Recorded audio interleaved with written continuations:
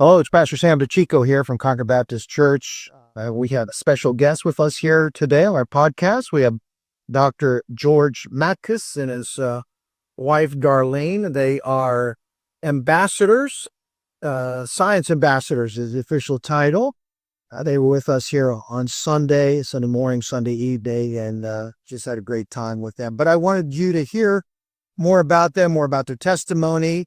And so we'll start with you, Dr. Matzko. Tell us about your salvation decision.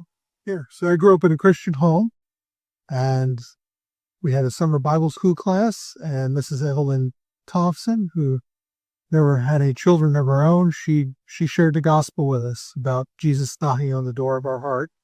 And I was 6 years old.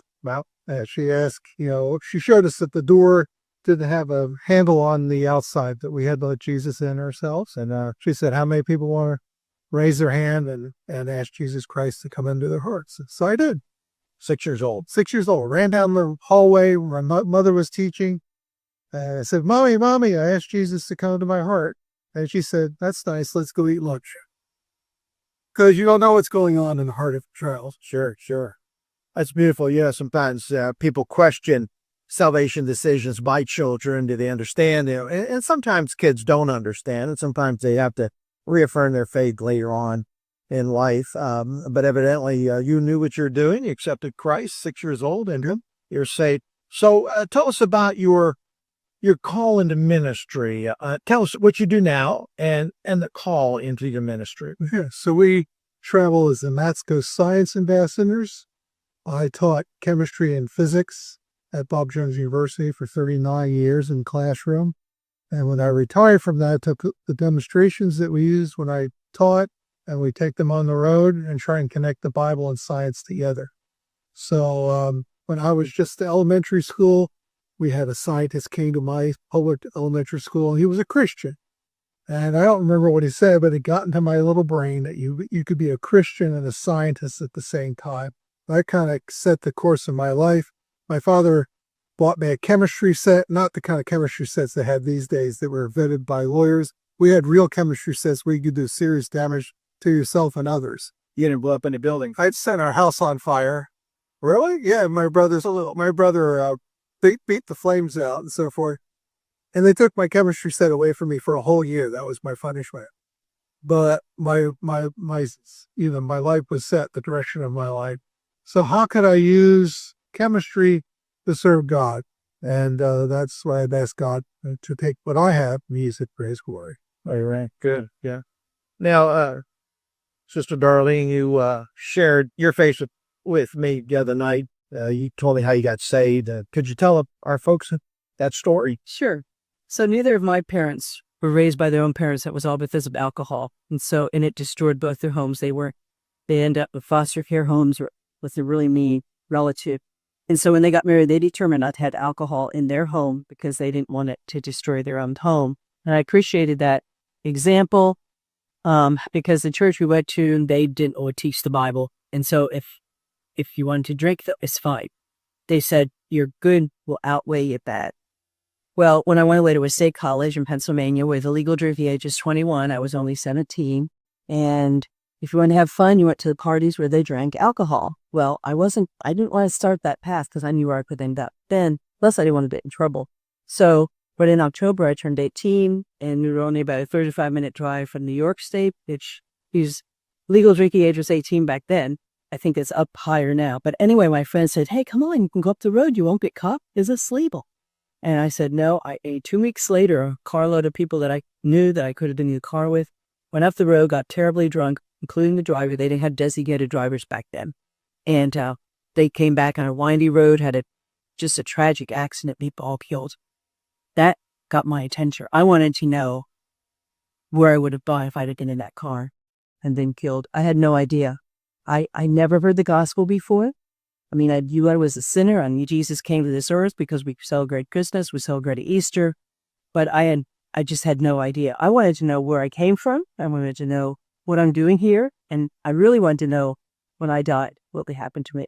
So I started going to different churches. I was finding it. And someone finally gave me a tract, the gospel tract. And it was all right there, what Jesus did for me. And all I had to do was accept it. And got to the end of that track with reading all the verses and prayed the prayer and found the peace I was looking for. There you go. You saying going to tell you about How old were you at the time? I was 18, 18. and the person who gave me the track worked at a Bible conference in Cape May, New Jersey in the summer. And I thought, I could go and I could learn more about the Bible and I can earn some money. And I always wanted to meet the Tall, Handsome lifeguard, but I met him instead. Met him, and he recognized I was a new Christian. We'd go to the Bible conference services together, walk on the beach, tell me Bible stories, told me a lot about Bob Jones University, which I never heard of before. And the Lord opened the door for me to be able to transfer eventually, where I got on my Christian training. We got married 2 hours after I graduated. Wow. On campus. You waited that long? She took off her graduation gown and put on her wedding band. Well, I don't know that I've ever heard anybody that graduated and got married on the same day. So I'm glad to meet you to that. Well, I wanted my unsafe family and friends who would come to my wedding, not necessarily to a graduation. I wanted them to come see Bob Jones University, a place to change my life. And her half-brother was on his deathbed that same year, and he trusted Christ on his deathbed. And we think this had something to do with it. There. So he got married and went off and had some kids and grandkids. Tell us a little bit about the family. Okay, well, he got his PhD at Clemson, and I had our first child right before it all worked out. Remember, your research wasn't working very well. But anyway, so I had 2 girls and a boy. Both the girls now are married to pastors, one in Southern California where they wed, and 23 years ago, planted a church from scratch, and the Lord's blessing that. And they had 4 girls. 2 oldest are students at Bob Jones University now. And let's see, then my second daughter, she would go on the mission teams. We took mission teams to Australia for 23 summers. Before that, 9 summers to Nova Scotia. So when she was in Australia, an Aussie Bible college student was looking for a wife. And anyway, they got married. So she's married to an Australian, and he's a pastor, and they have 3 boys, and they live in Melbourne, Australia. Yeah. And I had a son, and he has a little boy named Georgie Matzko. He's a cute one, cute Georgie. Yeah. So that's my kids. And they live in New Jersey, Princeton, New Jersey. That's great. Wonderful. So, Brother Matzko, you taught for 39 years at Bob Jones Science, Chemistry. Then you went 5 years, I think you said, representing the college. Right. So you felt a need to go to Christian schools and churches. So talk about your present ministry. I know Sunday school, you did all kind of experiments to show us how God is involved in water and air and fire and everything else. But tell us why you do what you do. But we find that the young people don't really connect the Bible and science together. They at the Bible at church, maybe in their Bible classes in school and so forth. But they think science is outside of that, and they don't see how the two are connected with each other. So we try to weave the two together so they understand that God's the one who made the natural law. He's the one who came up with the laws of mathematics to describe the natural world, and that you can't really understand science unless you understand the God who made science. And so we came across a teenager once, one church. She said her youth pastor told her that she could either be a Christian or a scientist. She couldn't be both. And so it's terrible. I can't imagine a youth pastor saying that, but that's the way people think. They compartmentalize their life. They don't see how the science and the Bible go together. Then there's questions. People in churches have a lot of questions about how the Bible and science fit together. They hear things on TV or they read something, and and the pastors often don't have the science backgrounds. They don't feel like they can answer their questions. And so people are left wondering about things, and in some cases losing their faith because they're constantly bombarded with the lie of evolution in the media and the educational system. So he has 40 Bible science messages, because every year he went to Australia, the pastors went renewing. So he's got a lot out there. They're not all on my website because she said there's too many. But I have more that are on. That's around on the website. And give us your information so folks can go on your website or your Facebook page. So the website is georgematzko.com. That's spelled GeorgeMatzko.com. And we see what we do, and there's some videos there show you what we do. There's some videos there that were taken at the Creation Museum when we speak there that you might find to be interesting. And you could just Google George Matzko, and all kinds of like the years and, come up. There are not many George Matzkos around in the world, which is helpful. Or your grandson. My grandson, he goes by Georgie, sir. So if you put George Matzko in, you're going to find me because there's very few of us around in the world. There. Good. So you're going to Christian schools. How are they receiving you? Are the kids? Yeah, dude, I know your demonstrations are very vivid and exciting. And what do you say to the kids after you're done with these?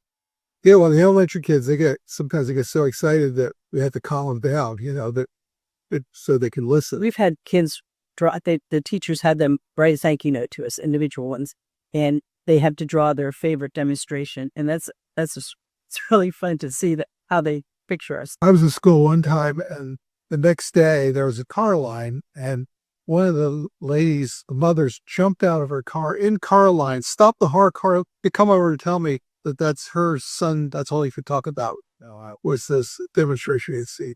So it makes an impact and sometimes we'll see him years later say, you're the one who set the hand on fire. You're the one who did, and so it captures their imagination. And the word of mouth is really the best way. This school hired us and they know somebody and they know somebody. We've been to camps. We've been to VBS's summer school, Bible school, all kinds of things. Because the only has to come to your church or home school, the co-op or Christian school, we'd love to just send us an invitation through our website. Yeah, good.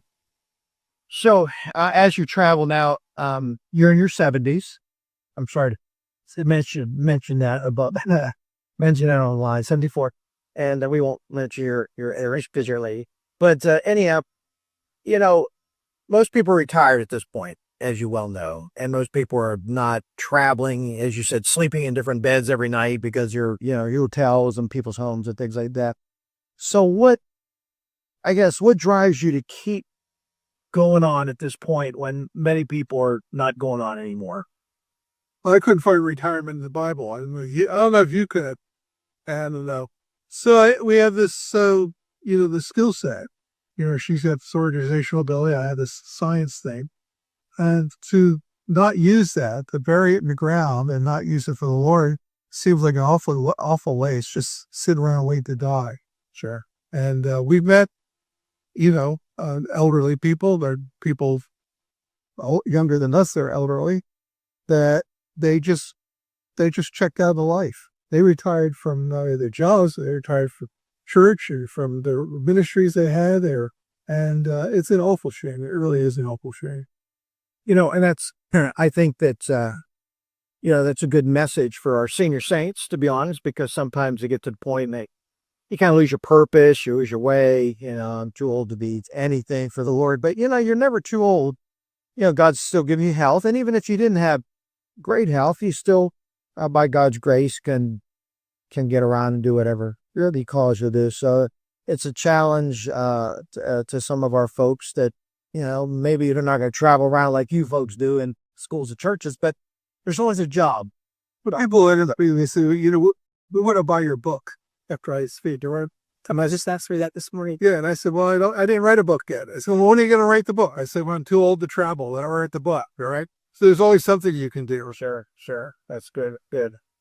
Well, listen, we were blessed having you today, and you're a delightful couple, and I'm glad I get to know you personally. I wanted our church and people who view us on Facebook and our website to know more about you. And as you mentioned, if there's churches out there, Christian schools, contact you, and I think they'd be blessed. So thanks for being our special guest. Well, thank you. This Sunday, and may the Lord continue to bless you in your lives. So Thank you, Double. Thank you so much.